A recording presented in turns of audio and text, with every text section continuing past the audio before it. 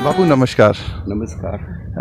बापू मैं आपसे थोड़ा किसान भाइयों के तरफ से कुछ चीज़ें जानने के लिए कुछ क्वेश्चंस पूछना चाहता था, जिसमें से सबसे पहला क्वेश्चन ये है कि आज के समय में जैसे अगर हम पंजाब, राजस्थान, गुजरात हर स्टेट की बात करें तो पशुपालन बहुत ही ज़्यादा नीचे स्तर पे जा रहा है। लोग गायें भैंसें सब छोड़ते जा रहे हैं। तो आप इसके बारे में लोगों को कुछ अपनी सजेशन देना चाहेंगे कि ये चीज़ों को दोबारा बढ़ावा दिया जाए, उनको किस ट्रैक की तरफ बढ़ना चाहिए? देखो भाई, ये बात कॉम्प्लिकेटेड है क्योंकि पहले काफ़ी जगह थी गाय को चराने के लिए और इजी था। अभी जिसके पास पैसा है वो रख सकता है, क्योंकि गाय को अभी आप एनक्लोजर में रखते हो, गाय को छोड़ते नहीं हो, चराते नहीं हो, नई भैंस को, तो प्रॉब्लम्स ज़्यादा बढ़ते हैं। क्योंकि जब गाय और भैंसें छूटी रहती है, चर के आती है, तो हेल्दी भी रहती है, इम्यूनिटी भी होती है। और आज एनक्लोजर में बहुत प्रॉब्लम होता है, क्योंकि एनक्लोजर में रहने से उसको पूरी एक्सरसाइज नहीं मिलती है। खाना जो वो अपन देते हैं वो ही खाना पड़ता है, उसका चॉइस नहीं है उनको।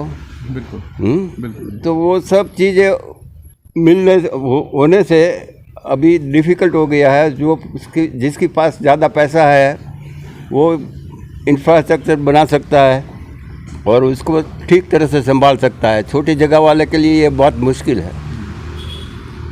तो बापू, जो लोग आज के समय में अभी भी सरवाइव कर रहे हैं उनके लिए जैसे गिर को अगर एग्जांपल लेके चले तो ऑल ओवर इंडिया आज गिर गाय को अपने घर पे रख रहा है, तो ब्रीडिंग का कितनी वैल्यू है, उनको ब्रीडिंग की तरफ कितना ध्यान देना चाहिए? ब्रीडिंग को आज क्या, पहले भी अगर आप ब्रीडिंग नहीं देखो तो आपका हर्ड अच्छा नहीं होता है। और अच्छा ब्रीडिंग करने के लिए अच्छा बुल होना ज़रूरी है और आपकी मेहनत भी होनी चाहिए और आपका मतलब सिक्स सेंस होनी चाहिए कि कौन सा बुल यूज़ करना, क्या करना, वो ज़रूरी है।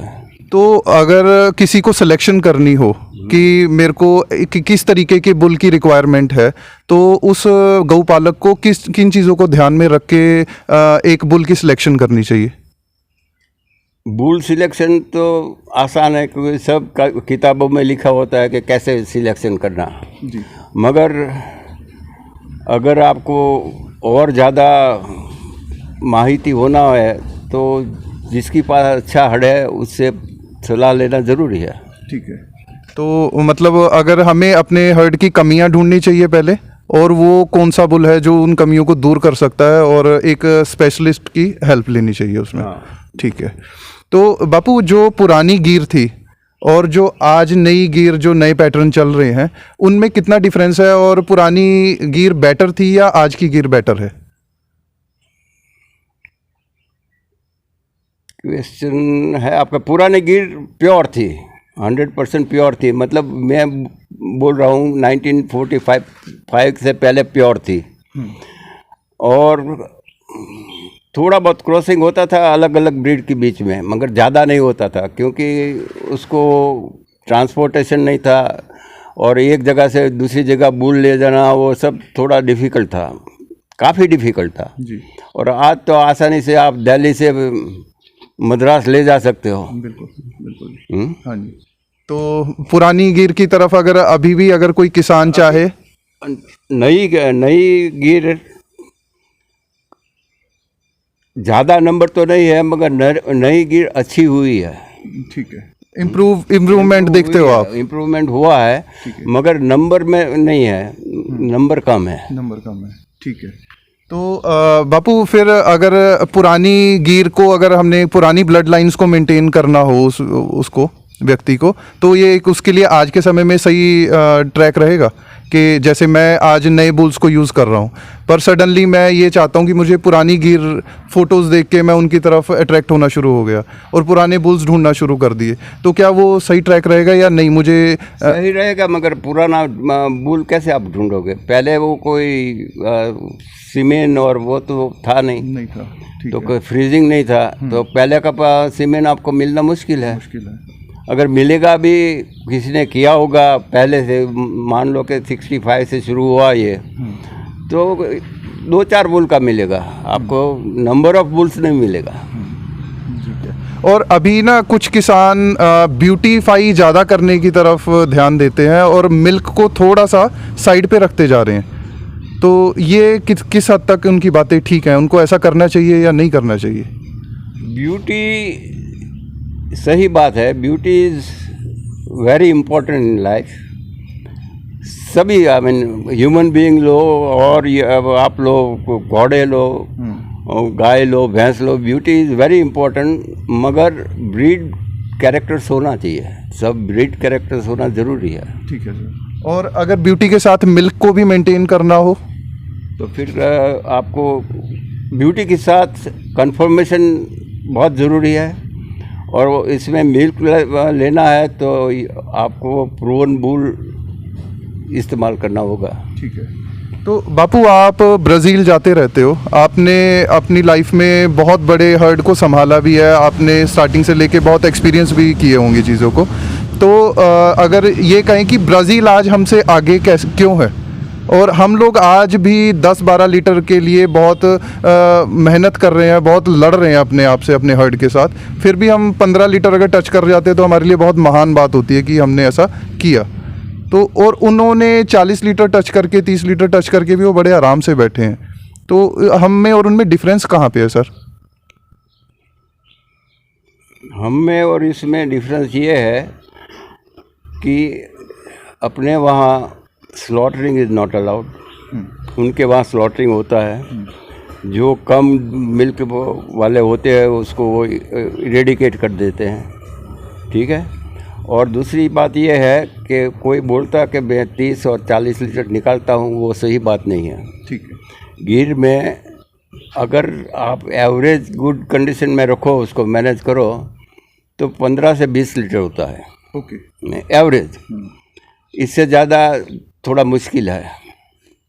और वहाँ वो सिस्टमेटिक क्रॉस करते हैं गिर को होल्स्टेन के साथ। ओके। और 5/8 बनाते हैं प्रोजिनी, उसको वो बोलते हैं जीर होलांडा।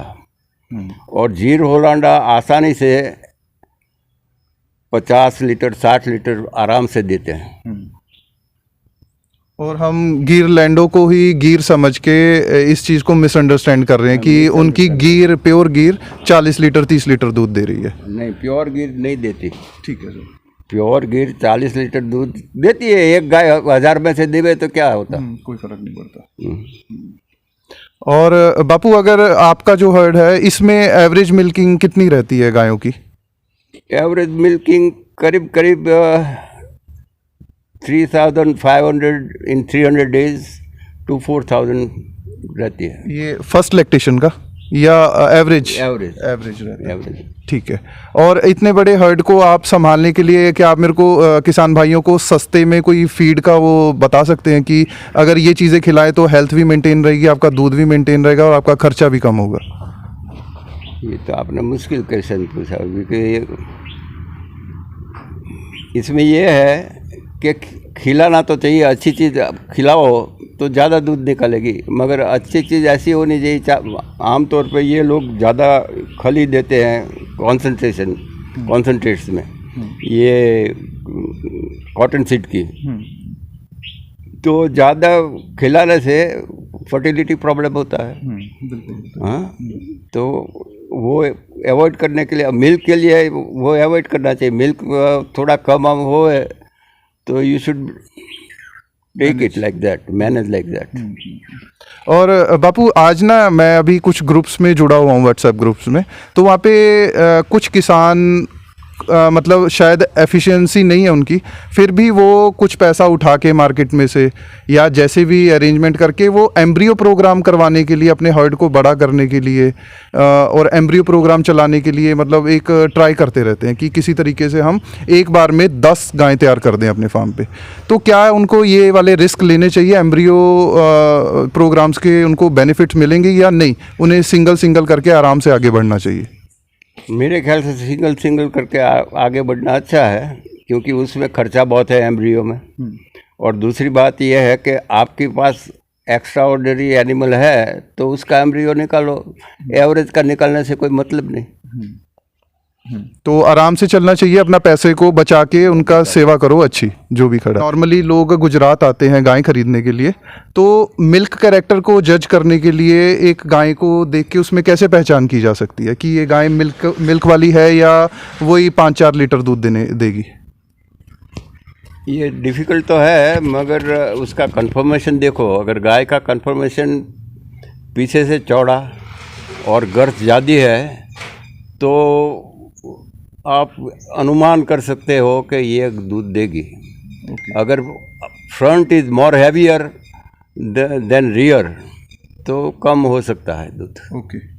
और वो एक क्वेश्चन के जो हीफर्स हैं वो उसमें हम क्या फेस कर रहे हैं? अगर हम नॉर्थ की बात करें, अगर गुजरात से कंपेयर करें गिर गाय में ही, तो या कोई और ब्रीड भी हम उठाते हैं, तो नॉर्मली हमारी जो हीफर्स हैं वो उनकी ग्रोथ बहुत स्लो रहती है कंपैरेटिवली टू गुजरात।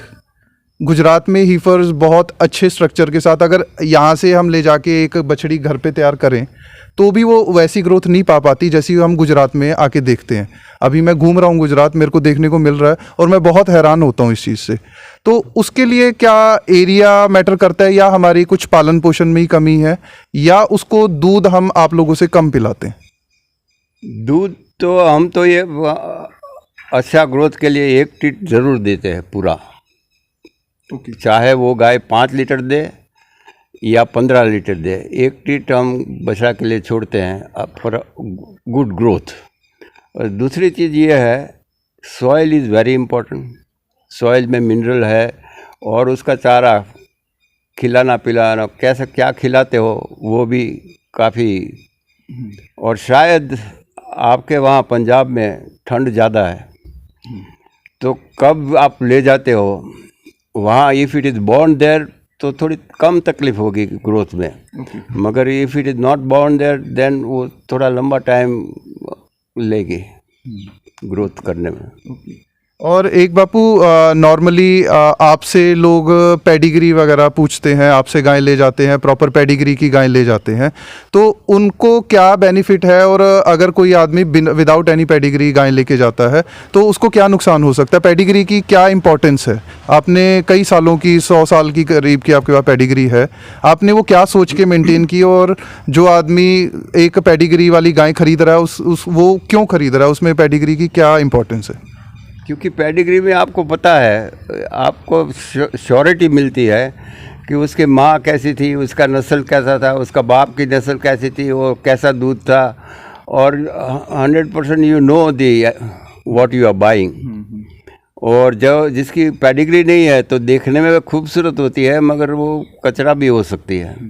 और दूसरी बात ये है कि अगर ह्यूमन बीइंग लो या गाय लो तो पेडिग्री इम्पोर्टेंट है कि क्या देखना चाहिए कि कैसा कुटुंब है, कैसी नस्ल है, कैसा बीमारी क्या थी, और जो बीमारी होती है हेरिडिटरी में आती है वो सब आप एलिमिनेट कर सकते हो ना। एक बापू, अभी ना नॉर्मली मार्केट में क्या देखा जा रहा है, कुछ लोग आप बड़े ब्रीडर से इम्प्रेस होके ना इन ब्रीडिंग का भी चांस लेते हैं कि अभी कुछ है नहीं है घर पे बट इन ब्रीडिंग करके देखनी है। तो ये सही है या गलत है, या उनको ट्रायल करना चाहिए अपने घर पे? इसका आंसर मैं दे नहीं सकता हूँ, मगर कभी कोई केस में इनब्रीडिंग नेसेसरी हो जाता है और कभी आप अवॉइड कर सकते हो तो अवॉइड करना अच्छा है। मतलब इनब्रीडिंग से बचना ही ज़रूरी है जब तक आपके लिए वो एक नेसेसिटी नहीं बन जाती है। अगर आप पंजाब में 4 ले जाओ और इसमें अगर इनब्रीडिंग के सिवा कोई रास्ता नहीं है तो करना पड़ता है। नहीं